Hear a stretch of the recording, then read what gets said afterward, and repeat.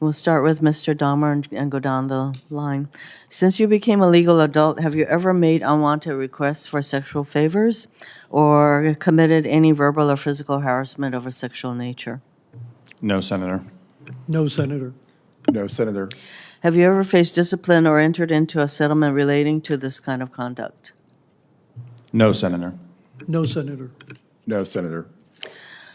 Mr. Borders, several of the critical service training areas across Hawaii are leased from the state and are set to expire in the next few years.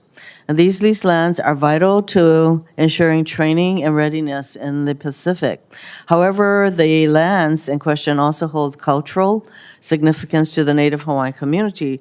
So will you commit to continue engaging in good faith with state officials and the community to ensure Air Force land retention and leases are renegotiated in a way that is fair to the state, the people of Hawaii, and the military? Senator, I was fortunate enough to spend 3 years of my career in Hawaii at Indo-PACOM, and I have an appreciation for the deep connection that Hawaiians have with the land. If confirmed, you have my commitment that that will absolutely go into any decision or discussion that we have. Thank you. I'm glad that you understand the sensitivities and the importance of making sure that the community input is there. Again, for Mr. Dahmer, since the administration has identified China as a pacing threat to U.S. national security and the Indo-Pacific as the priority theater, I am concerned about reports that indicate that perhaps the draft national defense strategy deprioritizes the pacing challenges posed by China. And if confirmed, you will be responsible for implementing this change through critical DoD documents like the Defense Planning Guidance. What risk would deprioritizing China and the Indo-Pacific pose to U.S. national interest? Well, Senator, thank you for the opportunity to address this.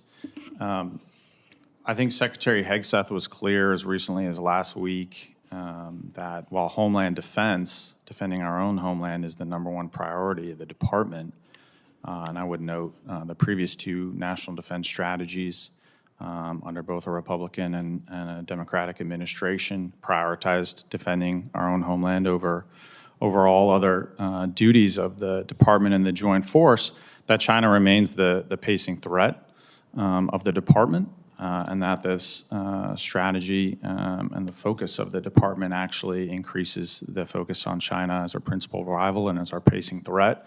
Again, as Secretary Hegseth noted last week, I wouldn't want to get ahead of the President and Secretary and going too much in the draft national defense strategy, but if confirmed, I would look forward to the opportunity to brief you in the committee in the appropriate setting. In acknowledging China as a continuing pacing threat, it is important that we continue to focus various resources, our resources on the Indo-Pacific. And as Admiral Paparo, our Indo-PACOM commander, has said, the homeland is in the Pacific.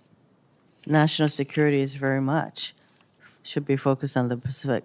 Mr. Borders, the joint basing contract between the Navy and Air Force, you can call it a contract, at Pearl Harbor, Hickam, has led to extensive infrastructure restoration and military construction delays in the Hickam airfield. And I visited the airfield and looked at the runways. And so the delays have impacted the military's operational readiness in the Pacific. If confirmed, what efforts will you take to improve coordination with the Navy to address the extensive challenges, particularly at Hickam Airfield? Mr. Borders. Senator, for me, it is extremely important that our installations across CONUS, OCONUS, are resilient installations capable of projecting power. As I understand this issue, this really is going to require a lot of close coordination with the Navy. And should I be confirmed, that will be a priority for me to make sure that this installation in particular and this relationship with the Navy is solid and moving forward. And then we need to fix the underinvestment at Hickam, and especially when you see the runways that are not even ready for the kind of weight that a fully stocked plane will have. So even the Navy has acknowledged that we need to fix those runways.